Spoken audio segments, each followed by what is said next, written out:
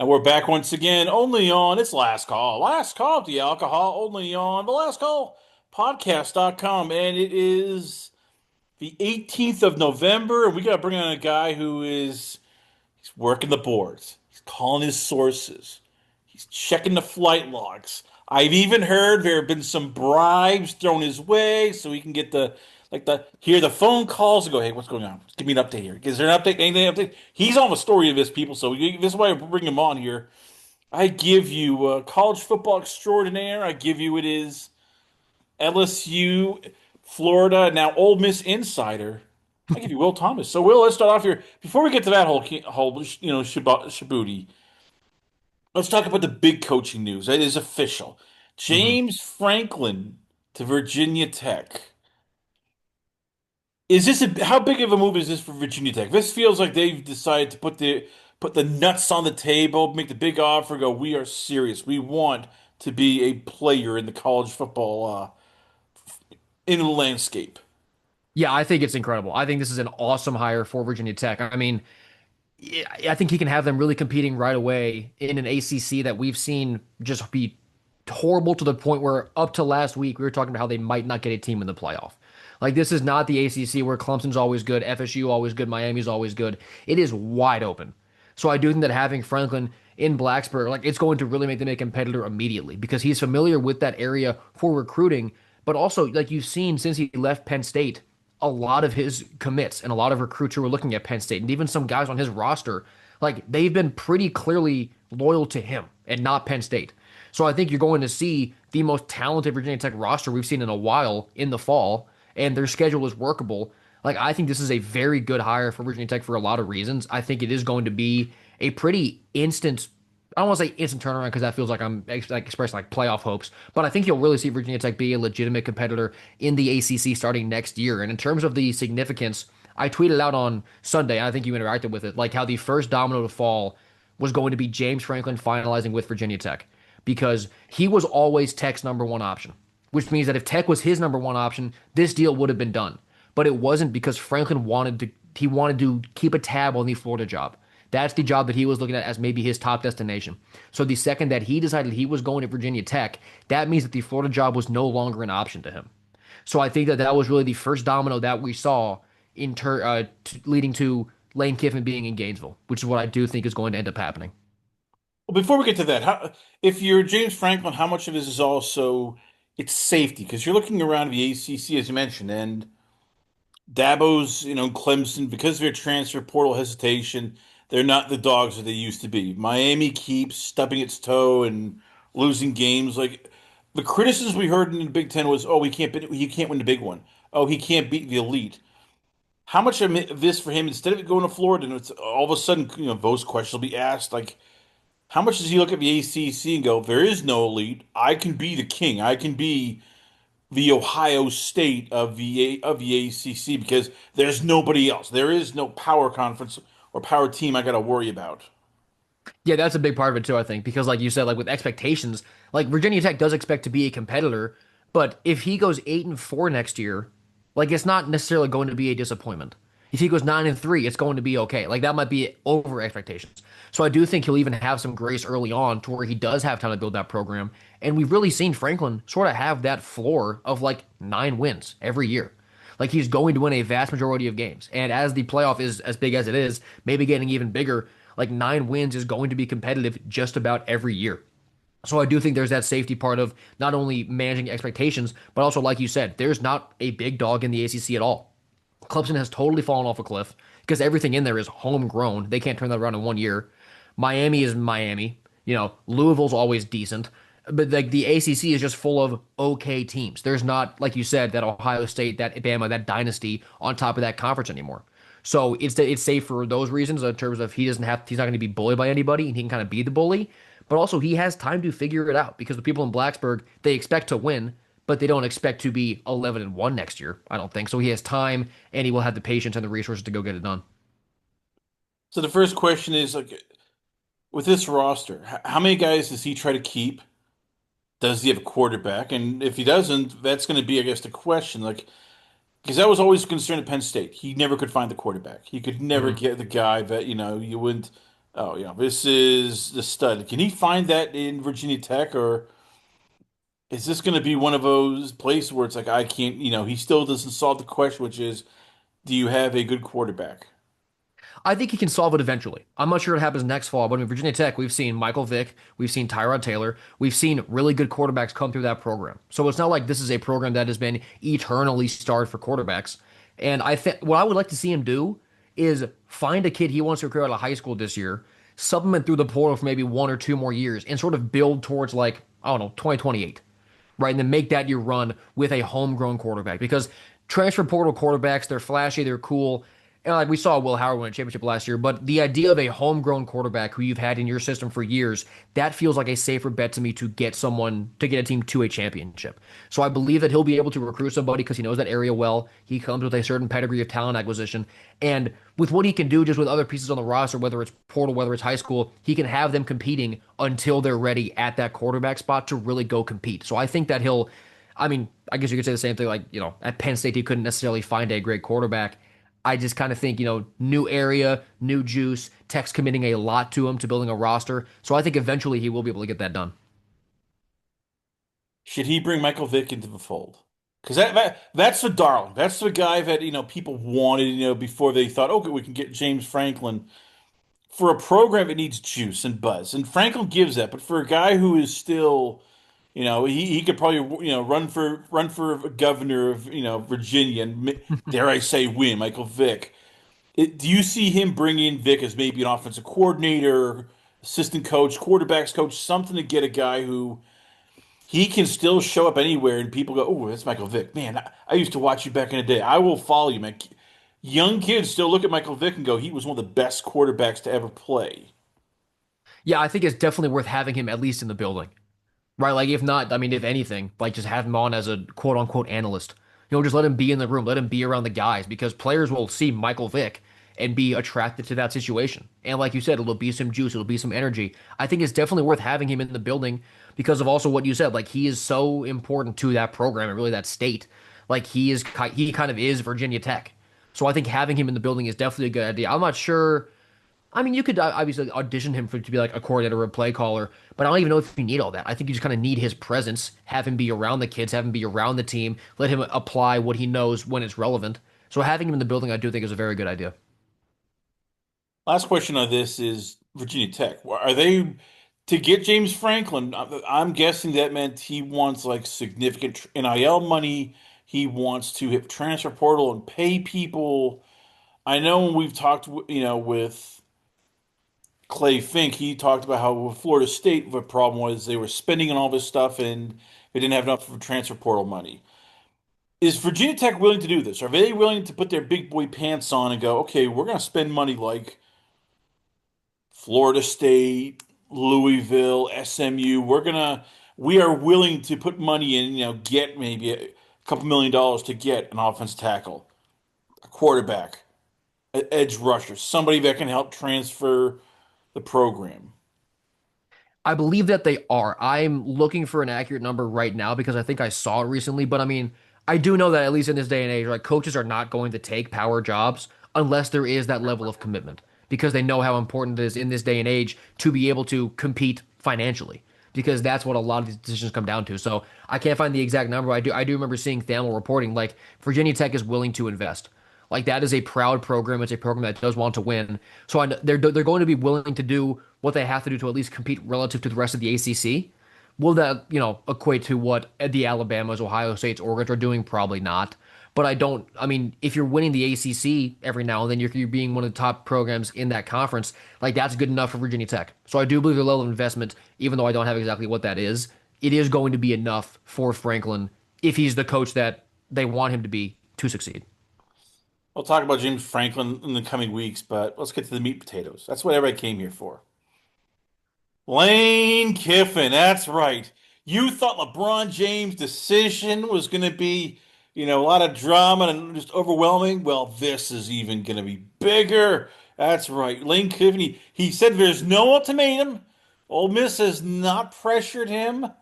Hey, it's been all blown out of proportion. It was goddamn Will Thomas, ESPN, and SI. Hey, You nasty people. You're putting words in people's mouths. There is no pressure, people. There is no ultimatum. And I can hear you going like, bullshit.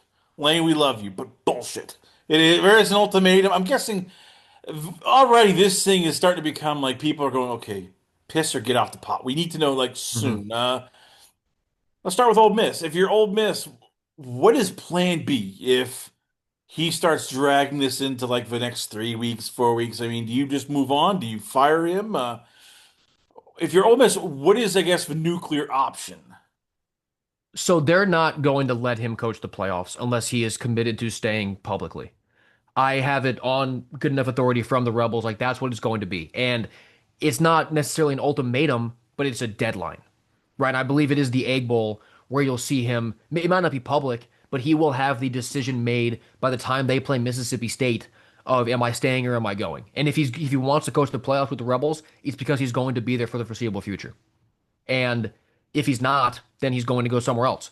Like the ultimatum word is clearly just it's a semantics thing where they're not saying ultimatum, but there is absolutely a hard deadline, a hard cutoff of they need to know what's going on. Because if he's coaching through the playoffs, but still flirting with other jobs, like the portal is going to be open. Who is he recruiting players for? Is he recruiting them for Florida or LSU or the team that he's coaching? And for Ole Miss, like you need to get ahead of that also, because if you're looking for guys in the portal, you need to be able to tell players who your coach is. So Ole Miss, there is a deadline from Ole Miss by the Egg Bowl that there will be a decision. Will we know about it? Maybe not, but there is going to be a decision in the next 10 or 11 days of what he's doing because they're not going to let him coach the playoff if he has not committed or signed an extension to stay in Oxford. Now, recently LSU they basically put all the chips in the table. They've made him, I guess, a big offer.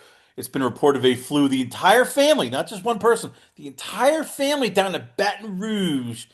Um, they have wined and dined everybody. I mean, all of a sudden, do you start seeing this as LSU? You can't count them out yet. All of us, they just when you think, no, Florida's going is now taking the lead, like you see LSU now going, no, no, no, no, no, wait a minute here. We're ready to throw it in. Hey, we'll even invite Will Thomas. Will, you can come along and just tell Lane how great it was. Hey, by the way, you want a beamer? We'll throw in a beamer for you. Yeah, so I mean, the reports, I mean, the flight logs are going crazy right now because on Sunday, his family was in Gainesville. They were looking at high schools, and then on Monday, it was originally reported. I still don't. I think his family was there. I'm not 100% certain, but it was at least his representatives who were there, and they were at least vetting the mutual interest. Which I do believe that there is some, but we know that he was both touring his family. Sorry, he wasn't there, but they were in Gainesville on Sunday and then Baton Rouge on Monday. And you can't really count LSU out because of the pedigree of that job. But for all the administrative issues that Florida has, which is just mainly Scott Strickland not being good at what he does, LSU has more because there's so little alignment. Everybody is an interim, everybody is temporary. The governor is involved. You have the former coach currently suing the school. There is so much going on at LSU that it, in my opinion, is a worse spot for a coach, like politics wise and job wise, than Florida is, even though Florida also has their problems. And take it a step further in terms of where his family's been at. The most expensive house in Gainesville, which is where Dan Mullen lived, went off the market yesterday after Kiffin's family was there. Could it be nothing? Could it be something? I don't know, but that is the house that Florida coaches stay at. And you had Kiffin's family there, and then it was off the market. So we've got flight trackers, we've got Zillow trackers, we've got everything going on right now in this coaching search. So I do believe, even though he did have people in Baton Rouge, the trip to Gainesville felt way more substantial. And it felt like there was way more actual, intel that came out of it to where I still give Florida the edge ahead of LSU. We got. I know you and I talked about this. Like he used to keep saying, "Does you want to be Kirby Smart or do you want to be just have a statue built?" Hmm. And I was thinking about that. This is not your father in mother's national championship. I mean, I'm looking at the top 8 schools. Yes, you have your traditional Ohio State, Alabama, Georgia in there, but the other favorites are Indiana. I don't think anybody had that on their bingo card. Texas A&M. I don't think anybody had that on their bingo card. Texas Tech. Nobody had that on their bingo card. I know you said there's Ole Miss. So again, we keep saying, "Oh yeah, he's not going to win a national championship at Ole Miss," but I don't know. The more I look at it, the more I'm looking, going, "Hey, you know what? Texas Tech could probably knock off Ohio State.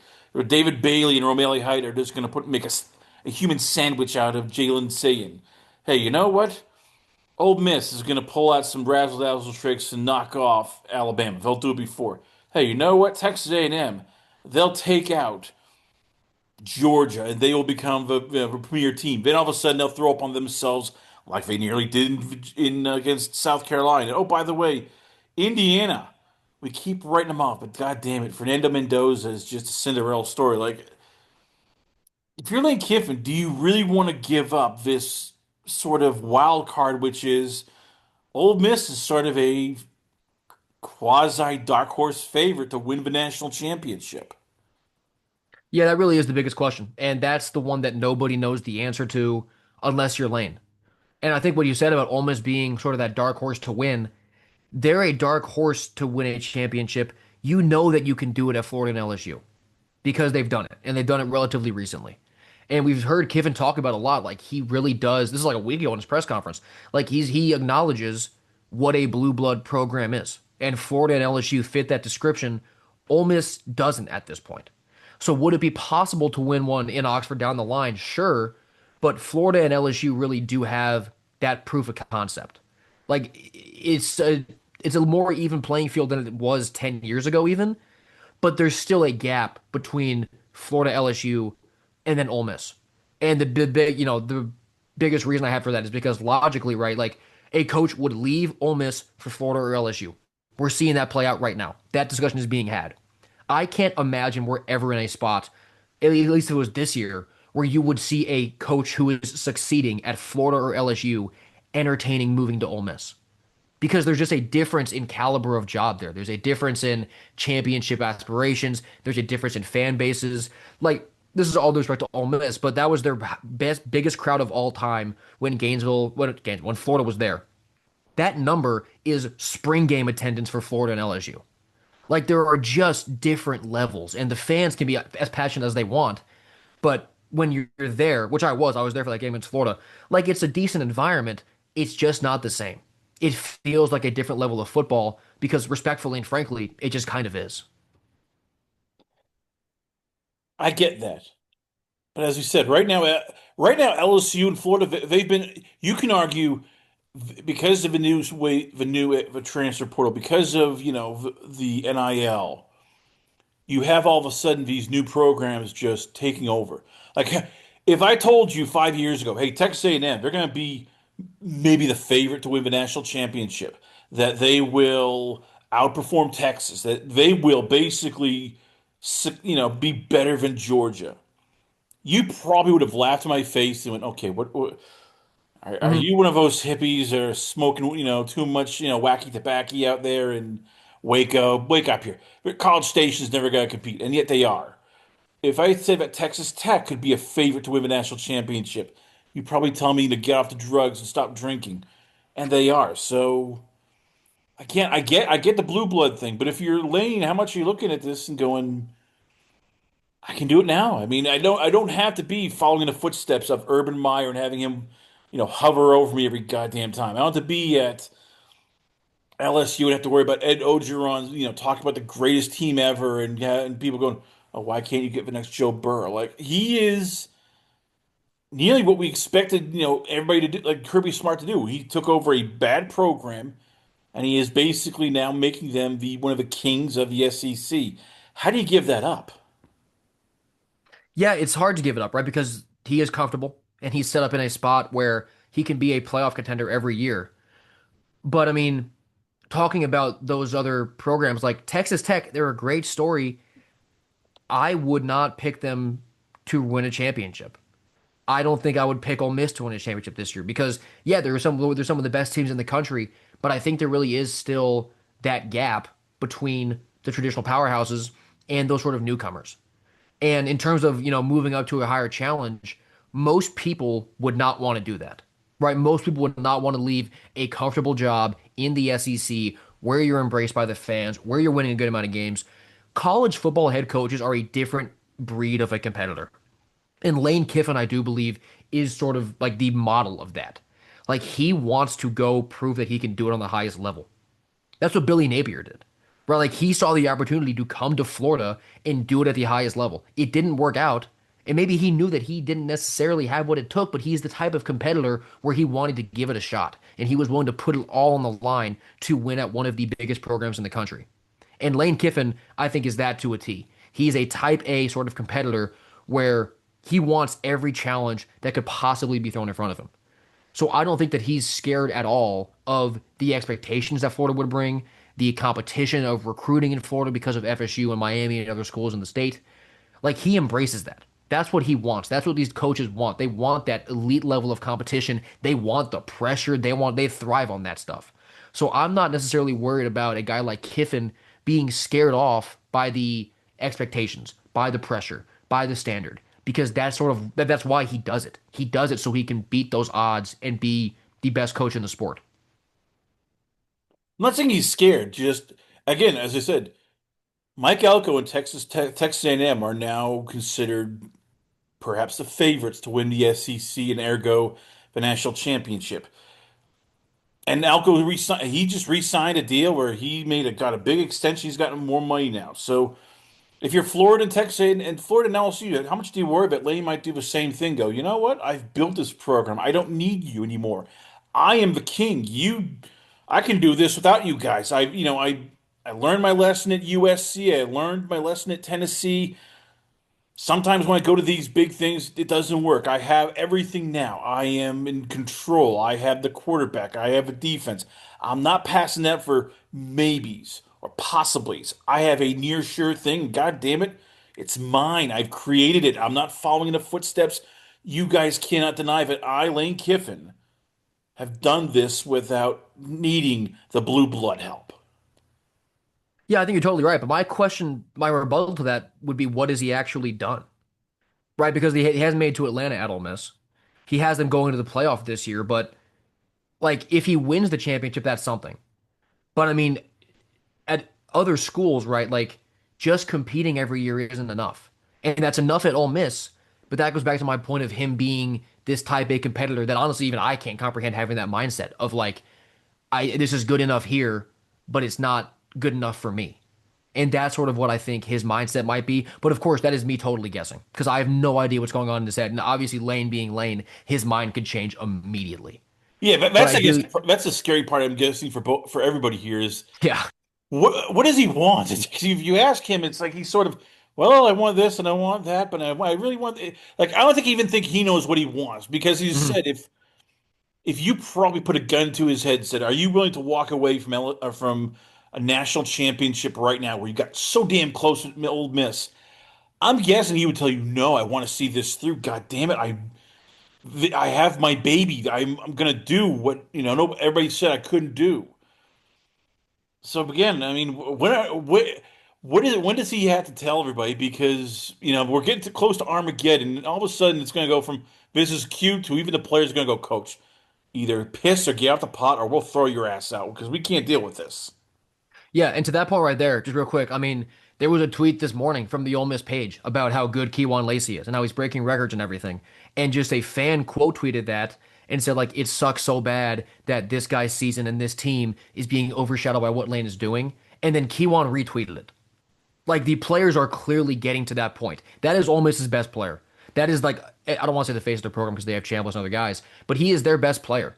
And he was on that pre-recorded McAfee segment this morning with Lane where everything seemed good, but there's clearly tension behind the scenes to where even Lane's best player, who we know Lane loves him from all the interaction. We know that he loves him, but Lacey's even getting sick of it. So that really is, I mean, it's having an effect now, we could say for sure, on that program because they can deny the distractions all they want. And I believe these guys can stay focused and still go execute their prep and their game plans with all this going on. But now you're seeing the players online publicly being annoyed by it, which is why I do believe that the ultimatum was the wrong word, but deadline is definitely there to where Ole Miss is really kind of sick of this dance and is wondering, look, dude, if the answer is you're leaving, just tell us you're leaving. I think that's coming pretty soon. What would you do if you're him? That's the question. I mean, and I know we're speculating here, but and a better as my second part will be, what does Florida and LSU do if he decides, hey, I'm staying? Because again, all these teams want an answer soon. So if you're Lane Kiffin, what would you do right now? Would you sell? Yeah, would you sell before the Egg Bowl and risk them moving on from you before the playoffs, or do you say, look, I'll commit to Ole Miss. Hey, there's always going to be turnover, and I still want to build my legacy. Like, what would Will Thomas do if you were Lane Kiffin? I would move. I would go to one of the bigger programs that we've seen win championships, and it would suck. And I don't doubt at all that this sucks if you're Land, the idea of leaving what you've built at Ole Miss, because those fans totally embraced him. His life really did change in Oxford, and I do believe that. But from a competitive standpoint, I think you have to go. And it's not fun for him. I mean, I'm sure this process has been terrible for him, as bad as it's been for, the Ole Miss admin, the players, the fans, and everybody who's been kind of affected by this dance. But I think if I was Kiffin, I'd be moving on because these other schools they can offer you more. There's more. There's a higher baseline level of talent at those programs. I do believe he's recruiting Ole Miss very well. Like Florida and LSU, they're just different. So I think Ole Miss is a fine job, but I just don't think it's on the same level as a Florida and LSU. And just other part of what you said, if Kiffin decides to stay, Florida is in trouble because they have put everything into Kiffin. He is option one, two, three, all the way to 948. Like Florida is entirely in on Lane. So if he stays or he goes to LSU, Florida is in trouble. And for LSU, like Kenny Dillingham is still getting buzz. I believe he's still the odds-on favorite to get that job even. So LSU, I think, is in a better spot, mainly because they haven't put as much into the pursuit of Kiffin as Florida has. So if he stays, it is a much bigger blow to Florida because I really don't know where they go if Kiffin says no. I mean, they've vetted Lincoln Riley. So if Kiffin says no, you have to go all in immediately to Lincoln Riley and sort of pitch him to your fans as like, look, it's not Lane, it's kind of JV Lane, and we think he can turn into something bigger here. But Florida is in trouble if Lane stays. If Lane stays at Ole Miss, LSU it'll sting a little bit, but I think they'll be better off.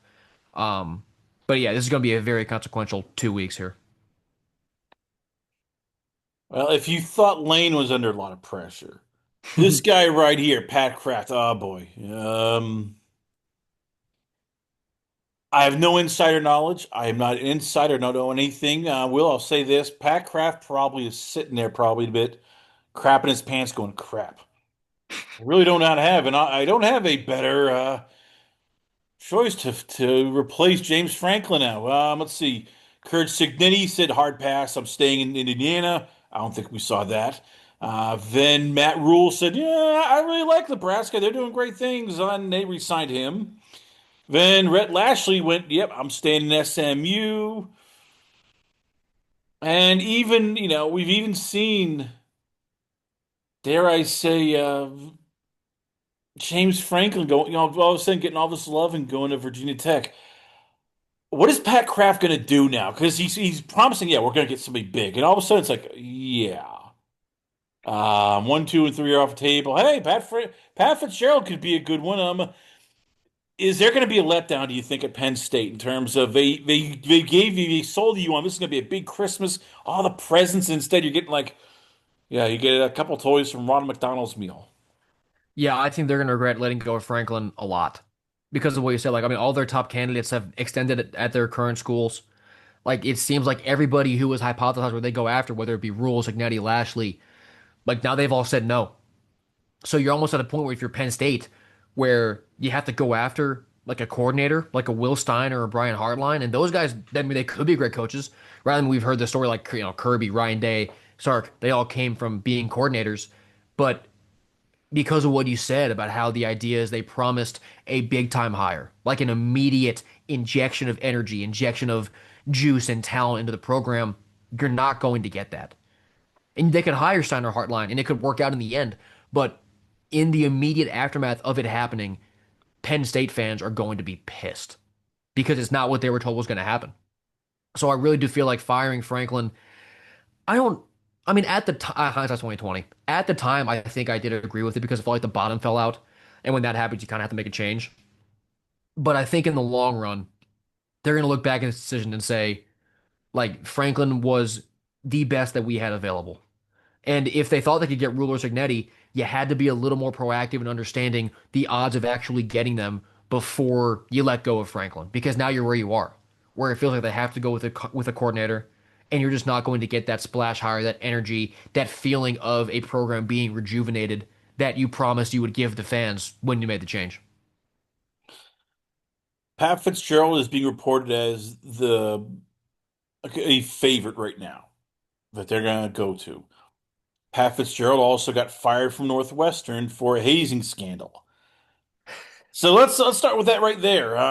Look, I get it. It's Northwestern, which means if you win it over there, that's impressive because you're not getting these great recruits. So we know he can coach up better. How damning is that vote? I mean, this is Penn State, and you still have that stench of Jerry Sandusky. Yes, it's been 20 something years, but that's like a stench that almost never goes away. And Hmm. now you're going, yeah, wait, we say we learned our lesson. We're going to get no more, bad people. And oh yeah, we had got a guy who was involved in hazing only a couple of years ago. How much is that sort of like a political hot bomb that if you're Penn State going, I don't know if we want to get into that, especially in an era where hazing is sort of really frowned upon. Yeah, I mean, it wouldn't be great optically. But like I said, I mean, you're at a point now where you're Penn State where I'm not sure what you can do that looks good. Now, obviously, hiring a guy with a scandal issue, being at Penn State, that is worse for a lot of reasons than just hiring, a coordinator who's not a splash hire. Penn State is stuck to me. I think whatever they do, it's going to be a pretty big letdown. So then the question becomes, do you go after a guy like Fitzgerald, where, yeah, there's a proven track record of winning in the Big Ten, but do you deal with a disappointing hire that also has baggage? Or do you go for a fresher name like a Stein or a Hardline or someone else that because if the idea is your fans will be disappointed either way, why would you go with someone who has more baggage like Fitzgerald? Because it feels like to me Penn State they're it is inevitable that this is going to be a letdown and that next year is probably not going to be great and that 2027 might also not be very great. So you kind of have to pick a guy who is willing to troop through a lot of negative coverage because of what the Penn State fans expect, and just be willing to still build a program the right way. So I would say, with where you're at, I think, it's bad versus worse. I would say Fitzgerald might just be worse because of that baggage that comes with him. But State's not going to have a good time with this hire. And I think the next 2 years are going to be iffy. You just kind of have to find a guy that believes in Penn State and that Penn State believes in to be willing to take that time to rebuild this program to get them back up to where they can compete in the Big Ten and make the playoff and make a run at a championship. Could John Summerall be in play? I mean, you talked about, a couple of weeks ago, hey, he could be LSU, he could be Florida, he could be the bridesmaid. And we've sort of cooled off on Summerall in Florida. I get it, very, very hot and heavy with Lane Kiffin. And LSU was even went, maybe we'll go with Kenny Dillingham out of Arizona State. So could the Texarkana native, a guy who has helped turn things around over in Troy, who's made Tulane a bit of a player. Does he have would Penn State go with that, would that be too scary for them getting a small school coach? Yeah, I mean, Summerall is a good hire. I don't think he gets by LSU and Auburn, though. I think those two schools you'll see.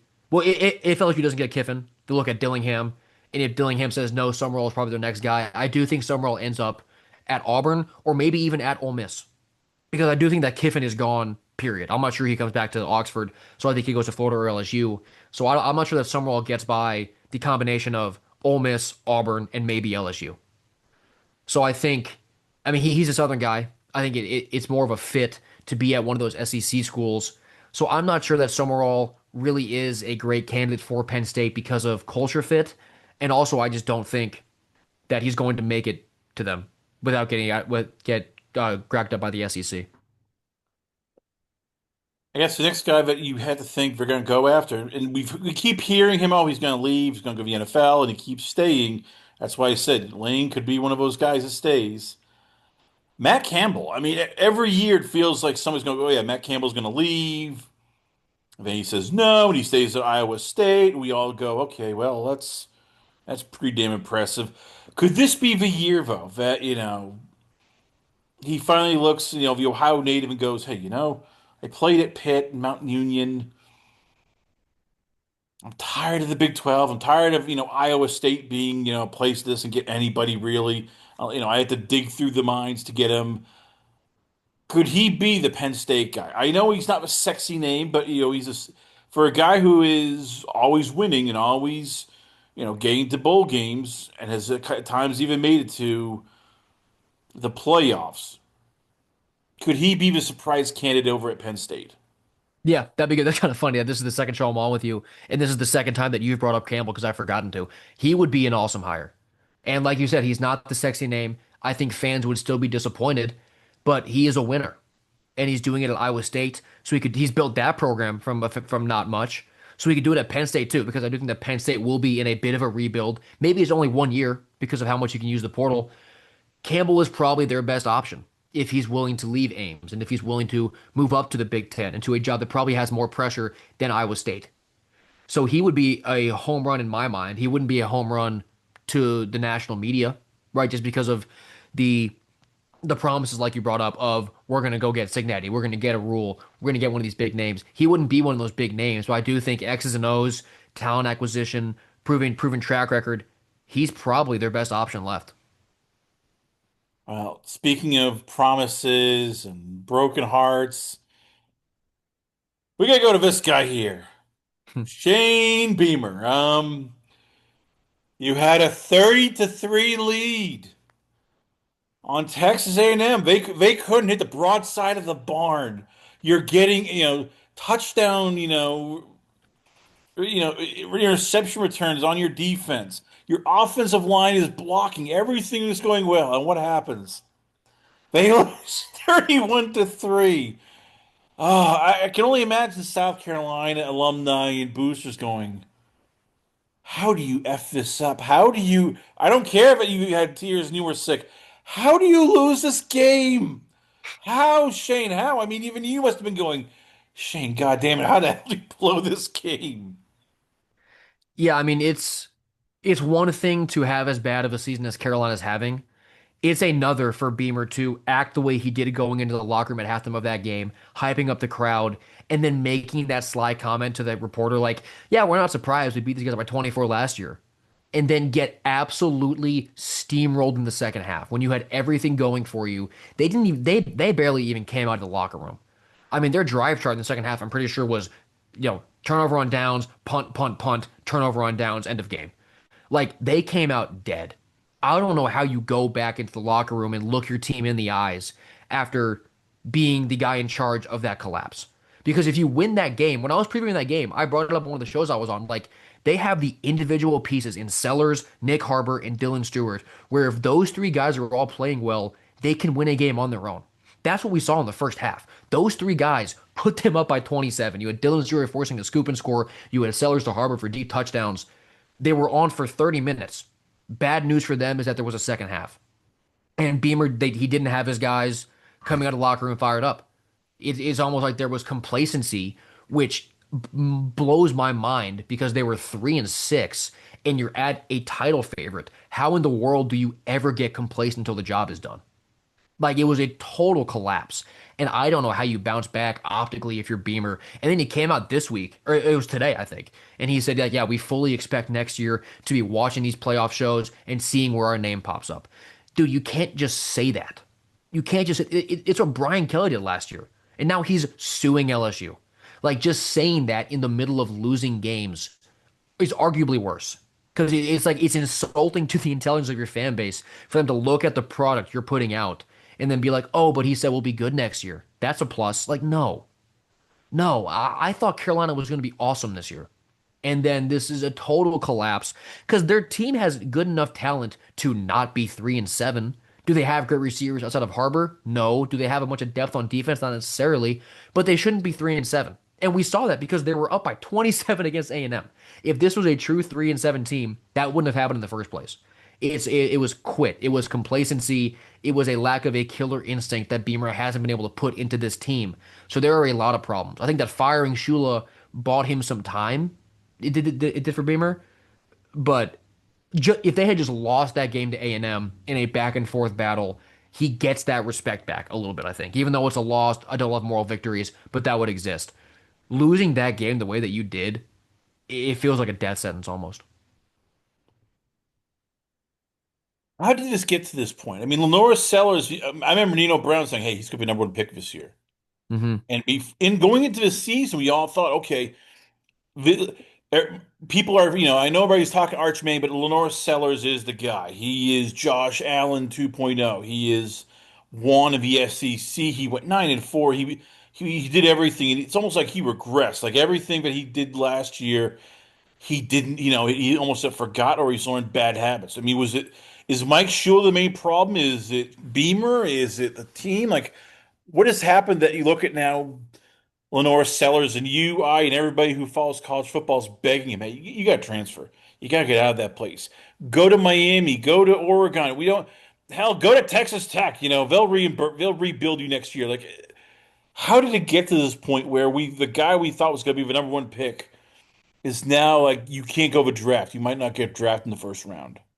Yeah, I mean, I think part of the Sellers specifically, like sophomore slump, that term exists for a reason, right? Because he came out, he balled out last year. Now there's some tape on him. But the fact that there hasn't been any ability by that team or by Sellers to adjust is a coaching issue. Because we know how talented he is. And we know how good individual pieces of that roster are. Last year, it feels like they just kind of caught lightning in a bottle, right? And in that building, they would tell you that they were snubbed of a playoff spot at the end of last year, which is fine. But for a school like Carolina, getting snubbed from the playoffs is way worse than like Bama last year, right? Because we know that Bama is a program with enough pedigree to where they can compete year in and year out. Carolina doesn't have that. They would have a lightning in a bottle shot like they did last year to go make a run, and they missed out on it. And I wonder if there's a part of that sort of broke the players who are there. Because, like I said with that A&M game, like you're seeing kind of quit, you're seeing complacency, you're seeing a lack of 60 minutes of effort. So I hate to say it because Carolina was fun. I like Beamer as a dude.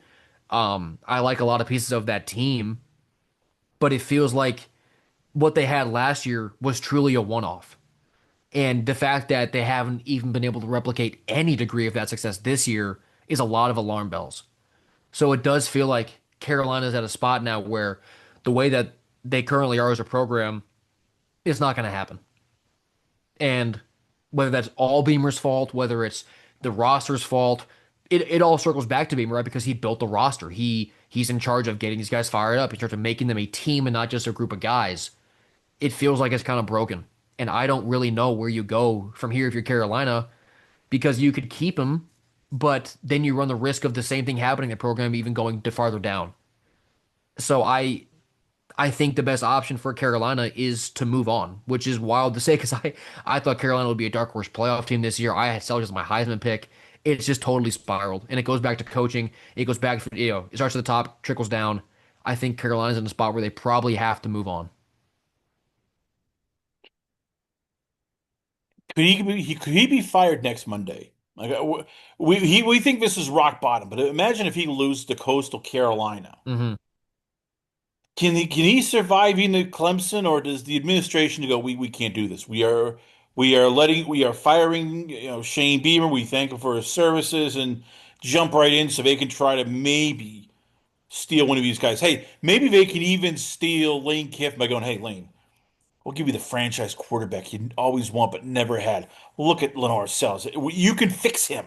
And if not him, Lincoln Riley, you come on. You can fix him. Lincoln, think of it. You thought Caleb Williams was fun. Lenore Sells will be even more fun.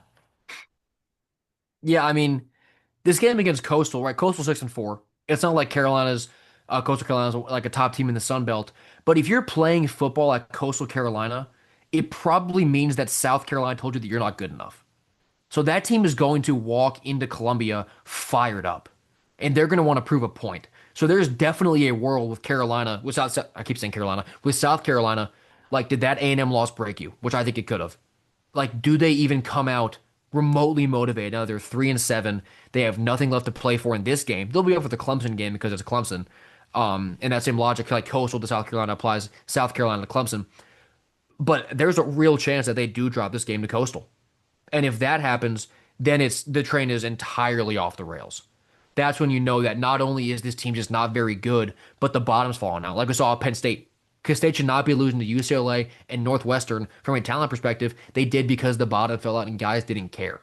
So if that happens again this week to South Carolina and they drop this game to Coastal, I think you're right. I think that that's the ultimate sign like this team is broken and we have to make a change. But then to your point, yeah, I don't know who Carolina hires. They had to have to take a shot at a project. They had to take a shot at a coordinator or a group of five guy, group of six guy, and hope that he can be a Carolina's in a spot where they can bring in a guy and then immediately compete. I think they're similar to these other smaller schools where you need to have a guy come in and build for 2 or 3 years. Carolina is not they're not set up to win immediately with the right guy. They can get the right guy and build towards it, but it's not going to be immediate. So the Gamecock fans, they're going to have, if they do hire Beamer, fire Beamer, they're going to have to be on board with, look, the next 2 or 3 years, we're going to be 2-6 in conference again, 2-7, I guess we play 9 SEC games. But it seems like it's for the greater good because with Beamer, there were the wins, but more importantly, there were 9 losses last year. So I think if they drop this game to Coastal, which is not impossible, I mean they're favored by like 24 points, but it is possible. And if that happens, you have to move on. What are the odds that next year, let's say pie in the sky, let's say you won't believe Beamer. I mean, this found topic on this. What are the odds that Dylan Stewart, Nick Harber, and Lenore Sellers all come back? I mean, I get it. Has a lot of love for South Carolina. They were the first team to offer him, a scholarship to play quarterback. They saw something in him that nobody saw. But I mean, as I was talking to my guy, Best Ball Junkie on Twitter, there's going to be just big money. Mhm. Indiana, Miami, Texas Tech, Tennessee, hell, I'll even throw in, as I said, Florida State. They're going to offer big money. They're going to come to Illinois and go, how much do you want? It's a blank check. Just fill out the amount. Well, we want you here. Same with Dylan Stewart. You probably know that already after the season that LSU and Florida and probably Ohio State are going to sniff around and go, hey, we would love to have you on our defense. Oh, we can do great things. We'll make you a first round pick. Here's a blank check. Tell us what you want. Nick Harbor, same thing. Or he might even go to the NFL draft because there's going to be some guys going, Nick Harbor, first round pick. We can make Mhm. him the next Randy Moss. He has the talent. Like, if you had to handicap it, what are the odds that all three come back next year, or even two out of the three come back next year? I wouldn't be shocked if Harvard plays one more year in college, just because he hasn't been able to produce a whole lot. I think Sellers definitely comes down to Beamer because Sellers loves South Carolina, but he really loves Beamer.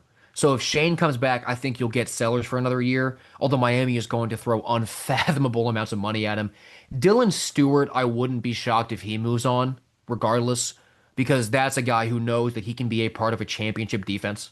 I'd imagine that he wants to do that because he'll only be a 3 year guy in college, barring, God forbid, an injury. So I think Stewart will probably go. I think Harbor will at least stay in college and probably stick it through with Sellers if he stays. So I think if Beamer stays, you keep the offensive guys. If Beamer goes, I'm not sure any of them come back, which is, another negative of firing Beamer. But I said that Carolina isn't built to win immediately with the right guy, but they're built to get another good receiver. They're built to get, a promising group of five quarterback to come in to where I think you can never keep coaches for players. Like Florida fans who were Napier defenders, they would say, "Oh, we're going to lose Lagway." People who were defending Beamer might say, "Oh, we're going to lose Sellers." Why does that matter if the marriage between that coach and that quarterback is 3 wins on the season? Because sure, the player can be as good as they are, and they can be as promising as they are. You're seeing what it's like when they are paired with this coach, and it's horrible. So keeping coaches for players is never the right decision. So with that in mind, I think that you can't really look at that as a reason to keep Beamer. If they did, the offensive guys would probably stay. But the way I think this goes is that Beamer goes, and you'll see all three of those guys playing somewhere else next year. Let's go to a game that even SEC fans will have their eyes on. That's right, Oregon versus USC. just when you thought Lincoln Riley was going to be on the hot seat, and there was talk maybe after earlier this year he was going to be fired. What does he do? He pulls a rabbit out of his rear end, and USC all of a sudden is 8-2 and 6-1 in the conference. They're taking on Oregon, which is it's sort of lost some of their aura ever since they lost to Indiana. They're still good, but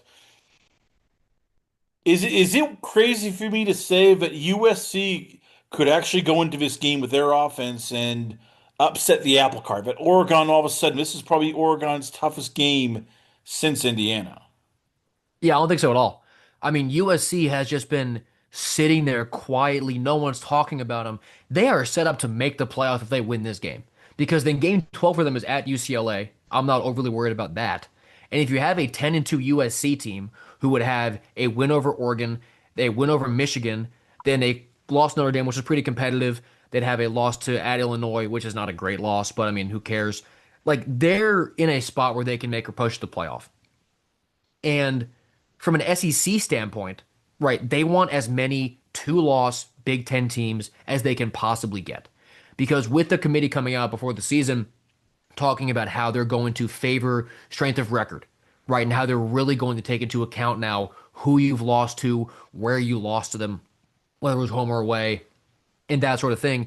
Like that would help. That helps out Vanderbilt. It helps out in Oklahoma. It now helps out in Alabama, who might have the same record as a USC or an Oregon, but they can point to straight the schedule, straight the record, and say, you said that you were going to measure this and take it into account.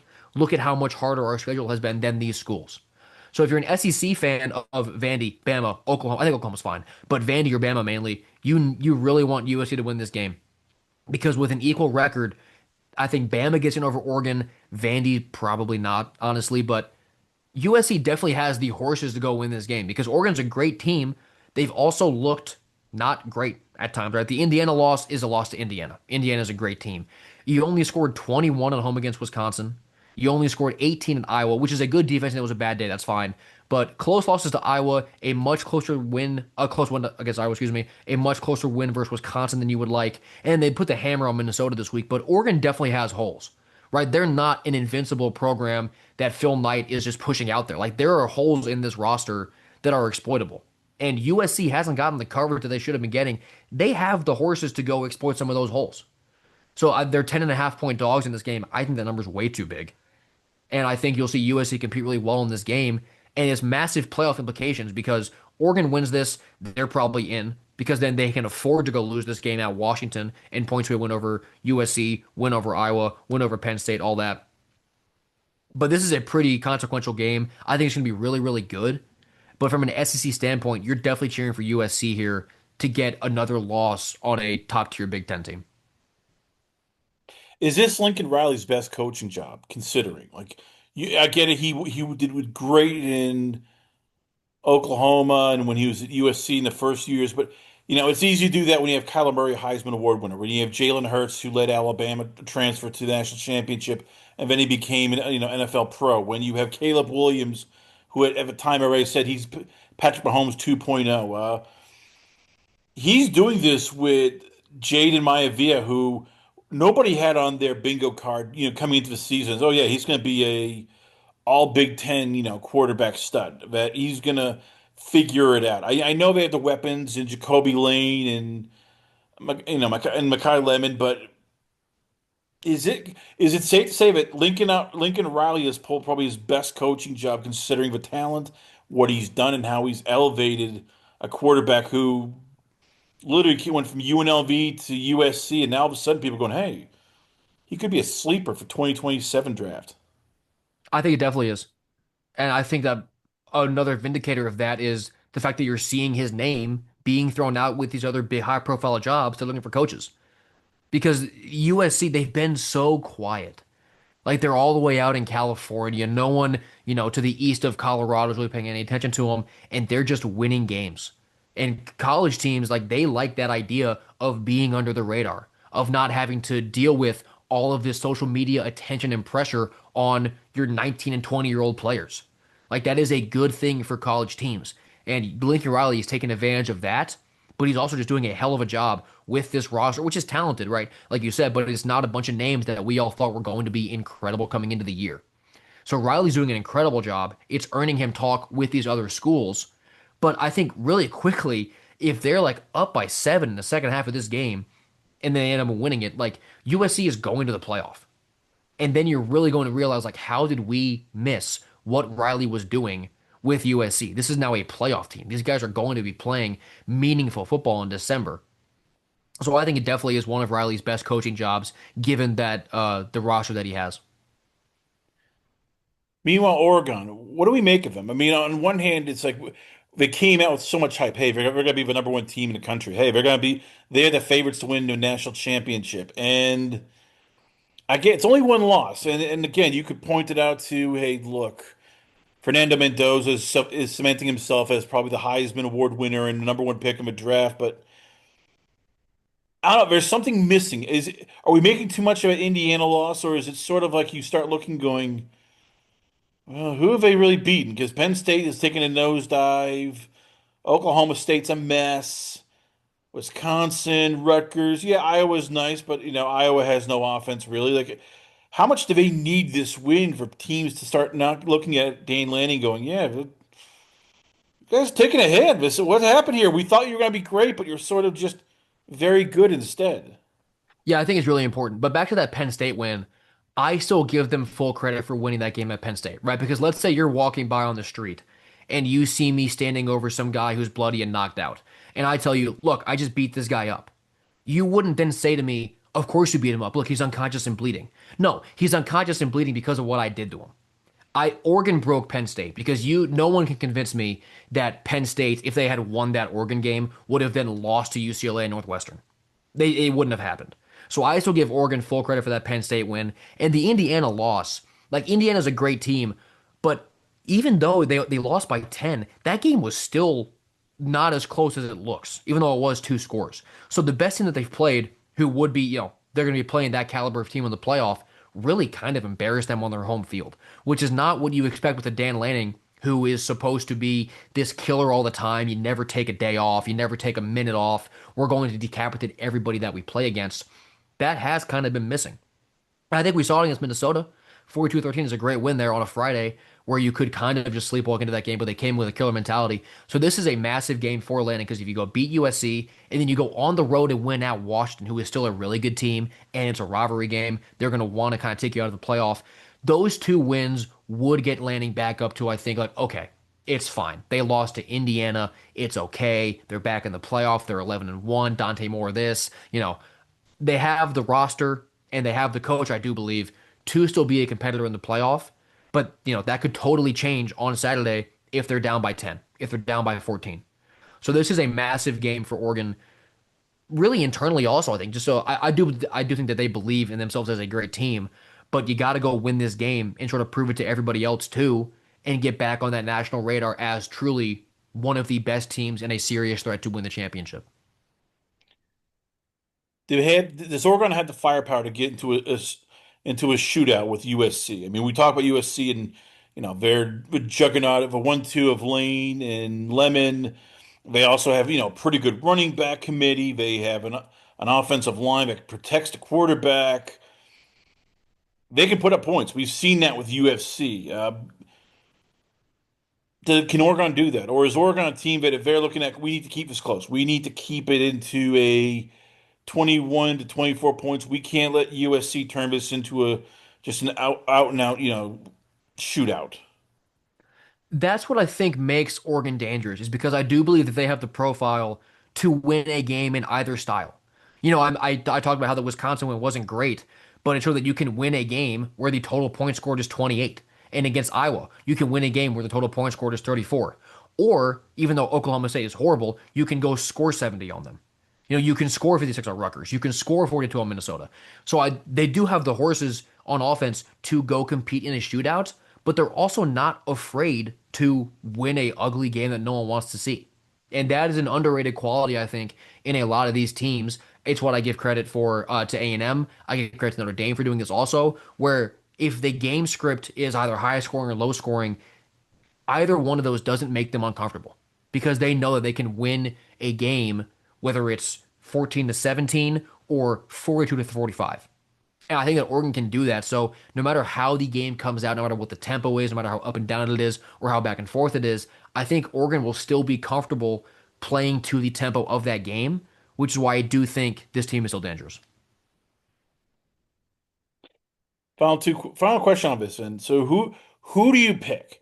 Is this the game where Dan Lanningham and Dante Moore figure it out and they are able to basically pull out another one, or is this the game where Lincoln Riley and Maivia and Lemon and Lane show, hey, look, we're ready to go to the next level. Lincoln's ready to start, dare I say, calling LSU and Florida going, hey, I know that Lane Kiffin broke your heart, but I will fix you too.